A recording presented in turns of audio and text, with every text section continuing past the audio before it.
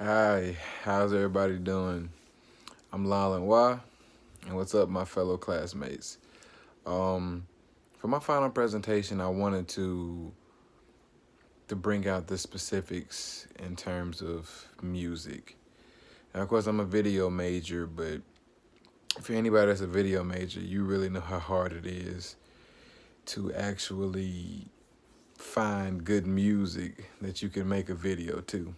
For example, in videography, particularly in freelancing, we have music to where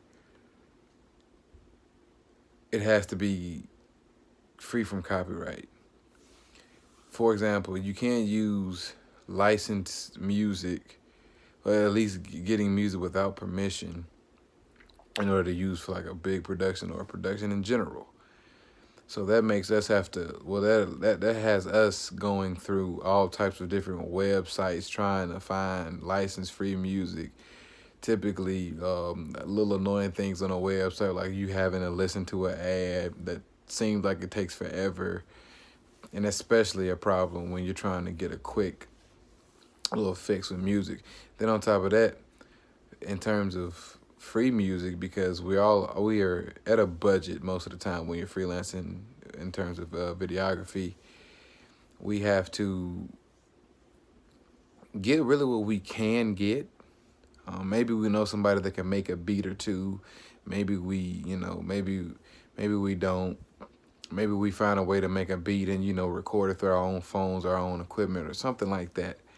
But in all honesty, even when we do find this licensed music that has a good sound and has everything tuned into it, the things that we learn from here, like with classes like live sound and audio essentials and things of that nature, with very low distortion and whatnot, the options are limited. There's been plenty of times where I've come across a video that I was using for a hype video or a scene or this or that, and I was like, oh wow, I've already used that. Um, I've already used that sound before, so I can't keep using the same sounds in every music video. So it makes it a harder reach to get it. And what I wanted to point to in terms of copywriting this part of my presentation is the fact that a couple of years ago I found out that after a certain amount of years, you can legally use other people's music. Now, of course, it may be outdated because you have to wait a certain amount of time, but sometimes outdated music is better than having some generic thrown together music. In this class in particular, you learn the details of it. Like there's all these different rules that goes into 100 years, less than 100 years. It depends on the company. Did the company own the artist? Did the artist own the company? Was there like a mutual agreement in there? And the one I really wanted to focus on specifically is the 70. It's like in the area of the 70-year copyright, and it really just kind of says that in this area, these amount of years, because there's different copyrights. You can go from 70 to like 100 and like 50 and up and things of that nature. But really what it says is that after a certain amount of years, you're allowed to use this music for free. Now think about this. For a hype video, for a football team or for any kind of sports team, or maybe even a intro to like a beginning of a short film, a sad scene or something like that, think about something like The Temptations. Better yet, think of a scene that you're getting ready to go on a date with a woman, and you're really happy, and all of a sudden, in the background you can play my girl, talking about my girl, and then maybe go off into like a dramatic pause when you see her with another person, or you're basing off your assumptions, or however you would do that creatively.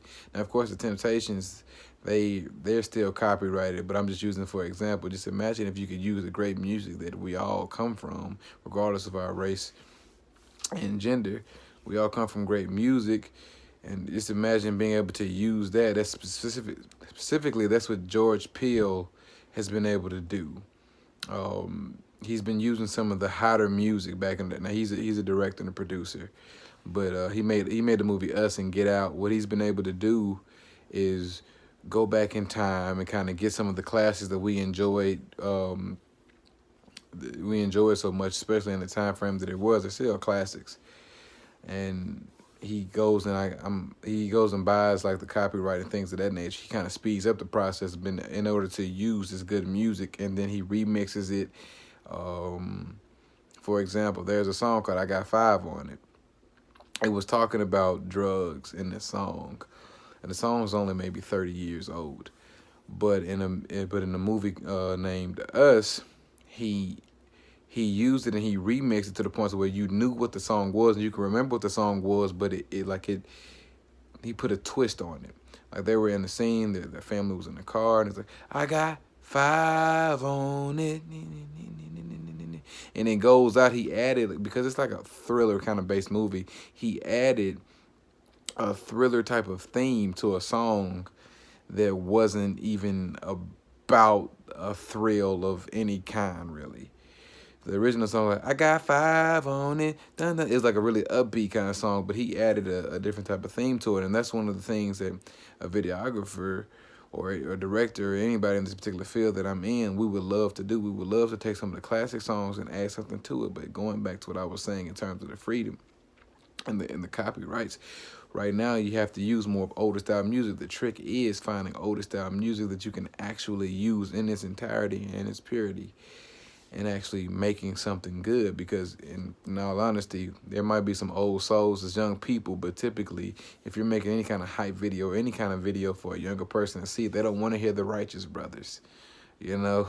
They don't want to hear a lot of music that they're not, necessarily used to. They don't want to hear backwood music. They don't want to hear any of that. They don't want to hear our old country music, They want to hear something uptuned and upbeat and something they're going to now. So that's one of the things I've really definitely learned, the details of in this class of learning the music licensing part of the business. I think it pokes out, the most interest to me, because it's so hard to find a lot of good music. And two,